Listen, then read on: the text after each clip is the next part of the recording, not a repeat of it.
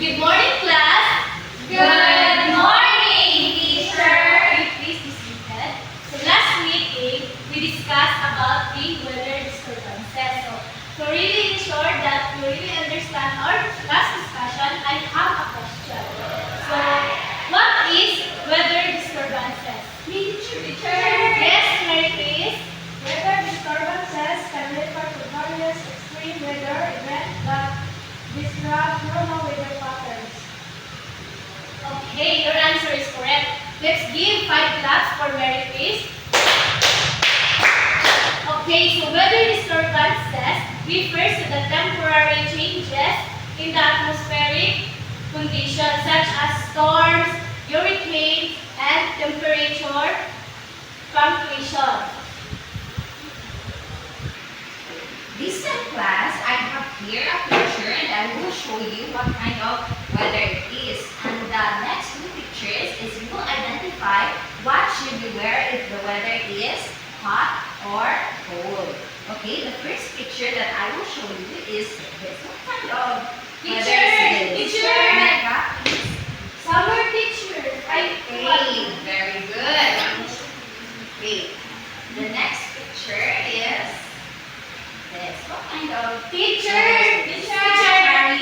It's raining, teacher. Okay, very good. It's a cold weather or rainy.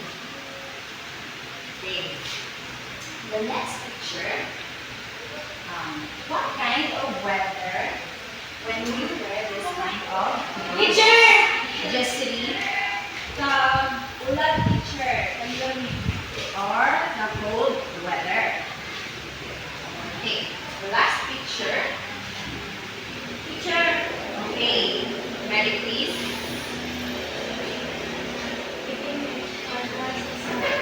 Rising sun. Thank you. Very good. Now,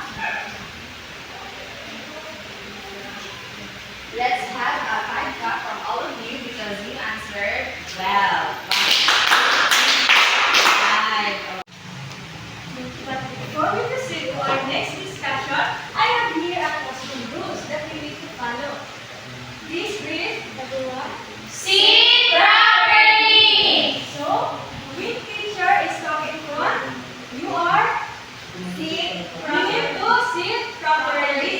Second, Don't talk to seatmates. of course, with the teacher talking in front, you need to listen. Don't talk to seatmates.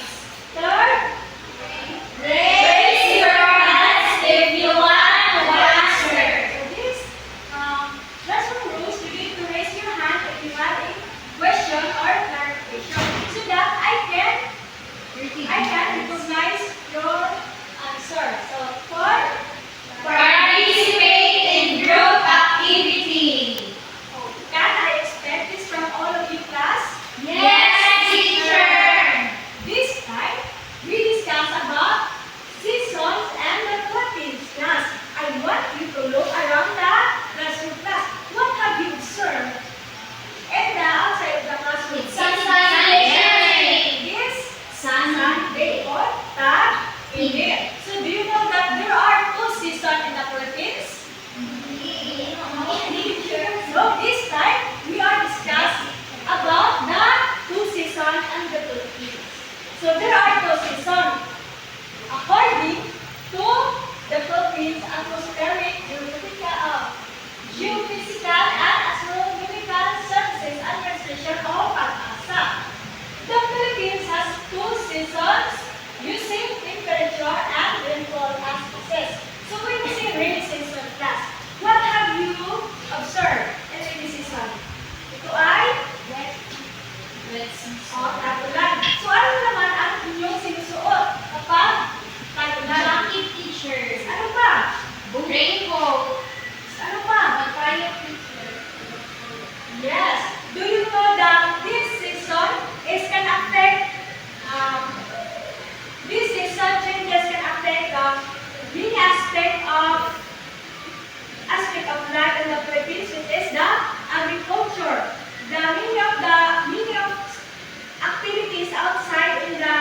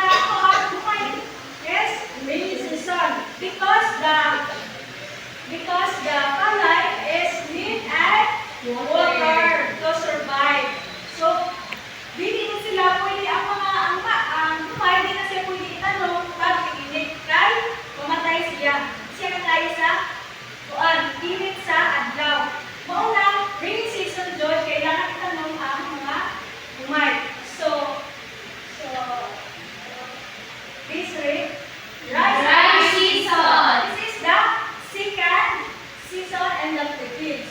It is happening during December to to May. May. So what are the plants na ginatanan? Rice. What else? Na makatayo Sunflower. Sunflower. Isa pa. So what is banana, ube, coconut, mga ginatanong kasagaran sa dry season kay mga survive siya during the init. That's all. Okay, class. So,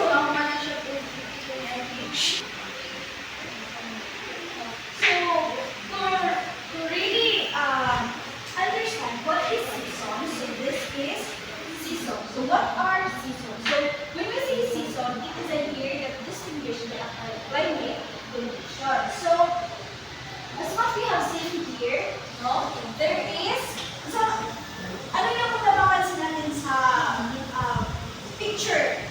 So that's it. Yes, because nagpulapon. It's And the second picture is Ano ba yung picture? oh, but Sunday. Oh, Sunday. And this is the beast of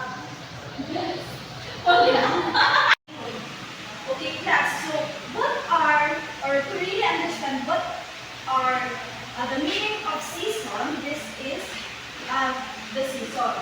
Okay, everybody read. A year that is distinguished by climate conditions. So, as what we have seen here in the picture, no? So, nag-use siya of umbrella because it's It's raining. Okay, so this time is the wet season. Okay. What about this one? Dry season. Dry season. Okay, so during what time, the best time nga kanang mag-adto ta sa beach? Summer. Yes, summer. Okay, so di ba? It's sunny Day. or dry Dry season. Okay, so this is in what time or season did we use this Hot Dry season, teacher. So, okay ba pag magsuot ka og mga jacket during pag-init? No, teacher. Yes, kaya naman. Halimon. Halimon. Idang. Oh, yes. Okay, the next one is this one. Rainy season, teacher. Sun. Okay, no? Yes, butas ginagamit siya kay para dili basaan o dili pagmugawan ang tiino kay during that time kanang pagmutaas na pag nasubraan kung ka ulan di ba bubaha siya. So that time is kanang ang mga hugaw good na so naa siya posibilidad ko magsulod na siya sa ako ang tiil if natay sa magpag kanang mga hugaw good and muna hinungdan na ay cysticercosis na siya.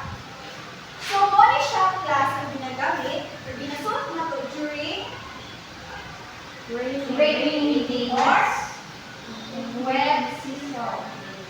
very good. So,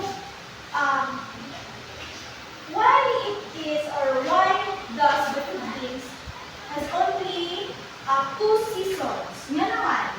Because it is fun in the equator. Yes, very good.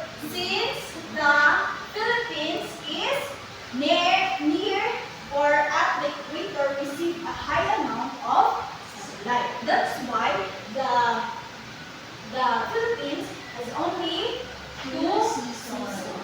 Okay. So, what do you think will be the activities that we are going to do during the rainy season? Ano ba yung mga aktibidad na ginagawa natin during Moving or yes, right? Doon siya sa panahon. Sleeping, Matulog.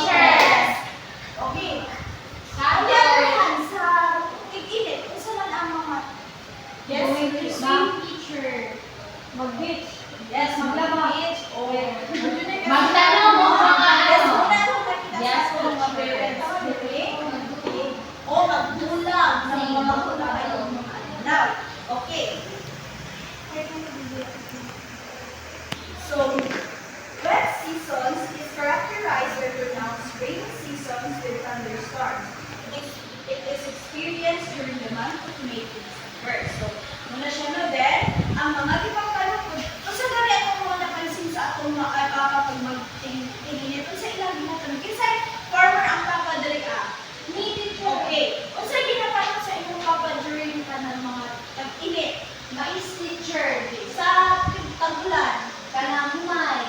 Yes, right? Ang mais, makasurvive sila during tag-init, dry season. Well, rice ko, dili siya makasurvive during sa dry season. So, dito siya ginatanong during isang mga naman. Rainy. From June to November. Okay, so to ensure that we really understand our topic this morning,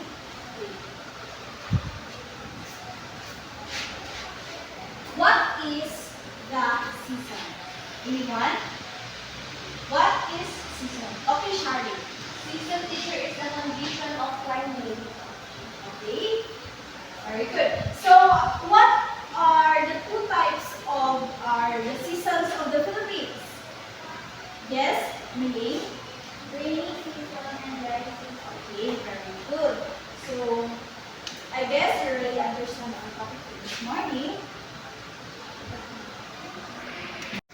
At this time, I will group you into two groups. The right side will be the group 1 and the left side will be the group 2. So all you have to do is to list down what you do in or where during wet or dry season. I will give you 3 minutes to answer and brainstorm ideas within your group. So the group that will have the lots of ideas about the wet or dry season will be the winner.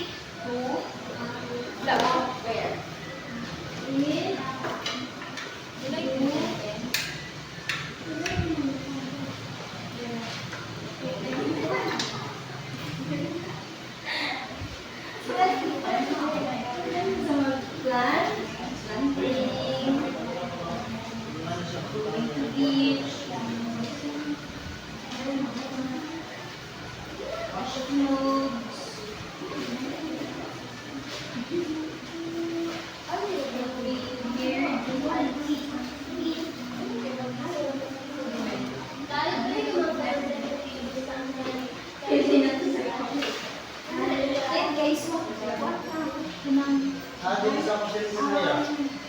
Dili lang. Pangit mo kahit sa newspaper.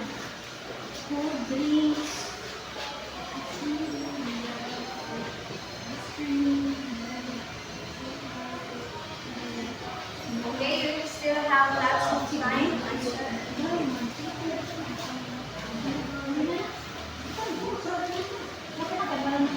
The space is in front if you answer.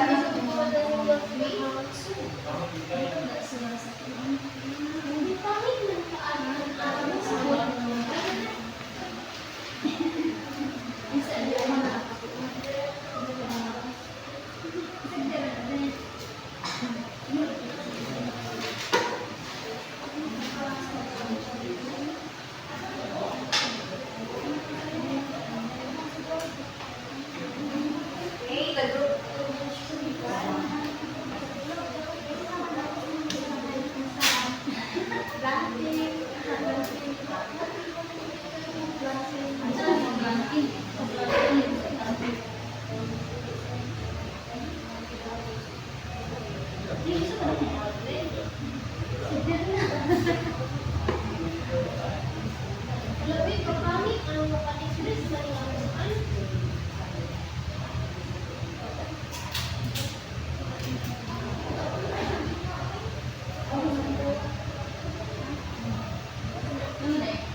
1, are you done?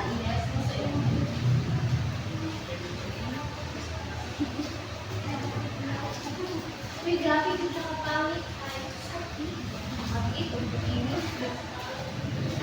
Ha? Okay, now let's check if your answer is right. So for the group 1 is the wet season. Plant vegetables that can survive in the wet season. So is it correct? Yes, teacher. Okay, very good. How about the umbrella? Yes, teacher. Okay. Assume. Yes, teacher. Very good. Jacket. Yes, teacher. How about the boots? Yes, teacher. Raincoat. Yes, teacher. Bonfire. Very good. Nice. Marathon. Sleeping. Good. Pajama. Hot cake. Coffee. Okay, group 1. Very good. Let's count. 1, 2, 3, 4, 5, 6, 7, 8, 9, 10, 11, 12. So the group 1 got the 12 answers. How about the group 2? Wet. Here. Where? When we wear what we do, what we eat. Ah, okay. So, short. Is it? Yes, teacher. Okay, very good. T-shirt. Yes. Yes. Umbrella. Okay. Yes. Very good. Bikini. Yes. They have. Halo-halo. Cold drinks. Ice cream. Okay, very good. Glamping. Going to beach. Wash clothes. Okay, very good. Group 2. So let's count. 1, 2, 3, 4, 5, 6, 7, 8, 9, 10, 11. 11. So now the group 1 got the highest number of correct answers. Well, this wet groups, wet season and dry season. So